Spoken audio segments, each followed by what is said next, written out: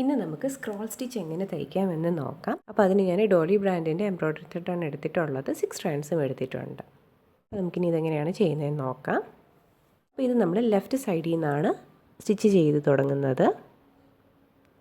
ആദ്യം നമുക്ക് ഇതുപോലെ നീഡിൽ ഇങ്ങനെ എടുക്കണം. എന്നിട്ട് നമുക്ക് ഈ ത്രെഡ് ഇതുപോലെ വെക്കാം. ഈ നീഡിലിൻ്റെ അടിയിൽ വേണം നമുക്ക് ത്രെഡ് വരാൻ. എന്നിട്ട് നമുക്ക് ചെറിയൊരു ഗ്യാപ്പിൽ ഇതുപോലെ നീഡിൽ വെച്ച് കൊടുക്കാം. എന്നിട്ട് ഈ ത്രെഡ് എപ്പോഴും നീഡിലിൻ്റെ അടിയിലായിരിക്കണം വരുന്നത്. എന്നിട്ട് ഇത് നമുക്ക് ഇതുപോലെ ചുറ്റിക്കൊടുക്കാം. ഇങ്ങനെ.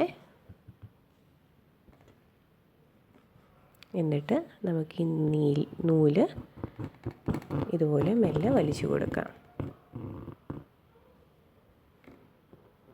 കണ്ടോ, ഇതുപോലെയാണ് സ്ക്രോൾ സ്റ്റിച്ച് വരുന്നത്. ഇനി അടുത്ത വരാനും ഇതുപോലെ തന്നെ നമുക്ക് ചെയ്യാം. കുറച്ചൊന്ന് ഡിസ്റ്റൻസ് വിട്ടിട്ട് ഇതുപോലെ നൂല് എപ്പോഴും നീഡിലിൻ്റെ അടിയിലായിരിക്കണം വരുന്നത്. എന്നിട്ട് ഇതുപോലെ ചുറ്റിക്കൊടുക്കാം. എന്നിട്ട് നമുക്ക് നീഡിൽ മെല്ലെ ഇതുപോലെ വലിച്ചു കൊടുക്കാം.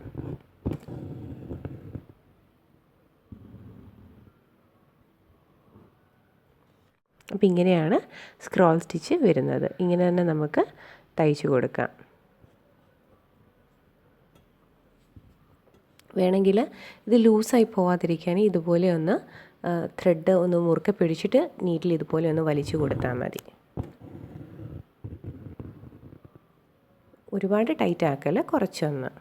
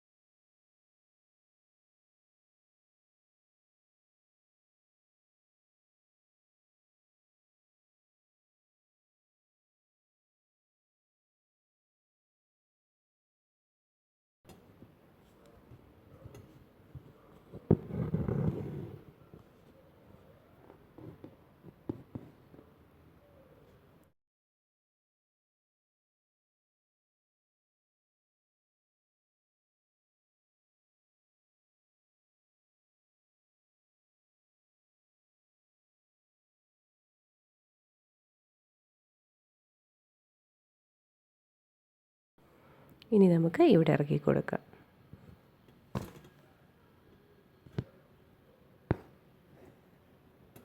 എന്നിട്ട് ഇതിൻ്റെ അടിയിൽ നമുക്ക് കെട്ടിട്ട് കൊടുക്കാം.